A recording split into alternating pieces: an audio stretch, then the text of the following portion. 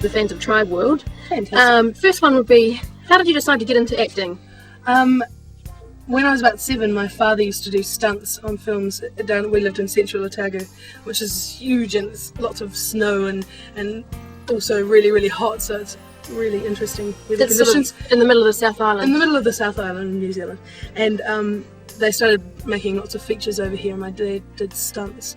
And so he taught my brother and I to do stunts, and I did my first film when I was about 7 or 8, called Battle Truck.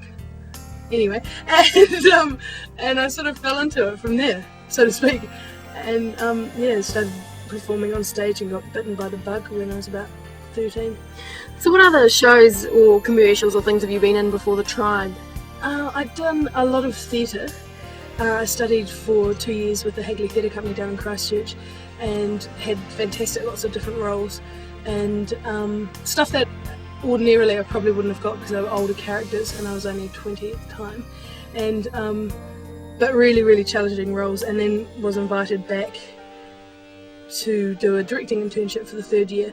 Came up to Wellington and just worked professionally for 3 years, and then got accepted at Toi Whakaari, which is New Zealand Drama School, and was at drama school when I actually got invited to do the Tribe. And I'd done a lot of stand-up comedy, and I am a playwright also, so I've written a couple of plays and had my hand in a few pies, so to speak, Charmaine. And do a bit of singing too, don't you? I do a bit of singing, yes. On the odd song. And a wee Christmas carol later on. Bit of a Christmas carol later, that'd be lovely. Now, if you weren't acting, what's one other thing in the world that you would picture yourself doing? Probably, or like nothing to do with the industry whatsoever. Just probably besides acting, really. Besides acting. I'd really like to write more. I'd like to write for stage and for film, and I'd like to direct and probably concentrate more on my vocals. I did a jazz course when I was with the theatre company, and I haven't really concentrated on singing for a few years now, which I really miss. So, what do you think the properties are of a good performer? I think the ability to make it real for you, so then the people that are watching, it's real for them.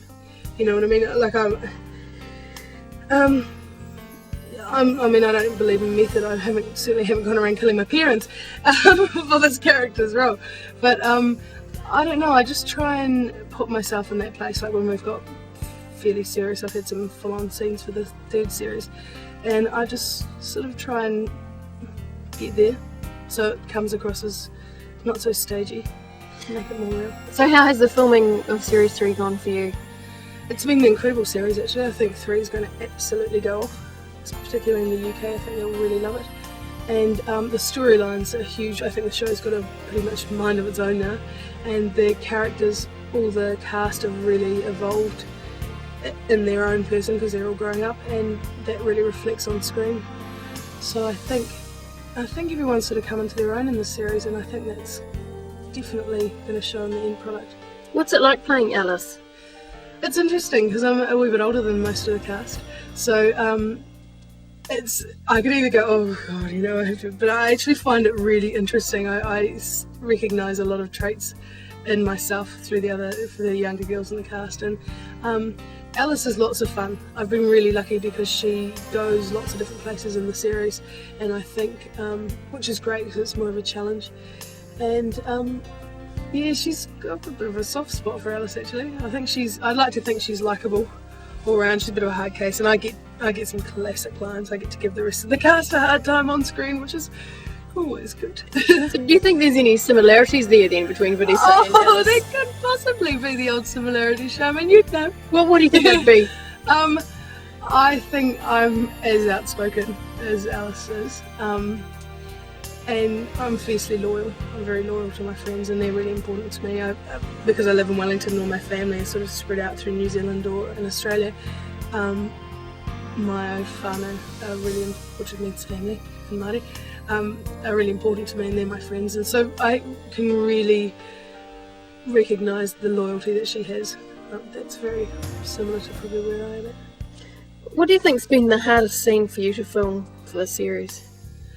We had a really hard scene the other day. I can't give too much away storyline wise, but there was a fairly highly emotional scene, which I think is going to be a bit of a tearjerker for those watching, and I really put myself there, so to speak, and did the scene and turned around and all the crew were in tears and the extras were all crying, which that was quite moving, which was great. I mean, it's always good to have a bit of a challenge. Do the actors have any input in the scripts or anything, or the costumes? Of course, if we try a costume on that we can't breathe in whatsoever, I wear a lot of corsets for my character. That'll be taken into consideration.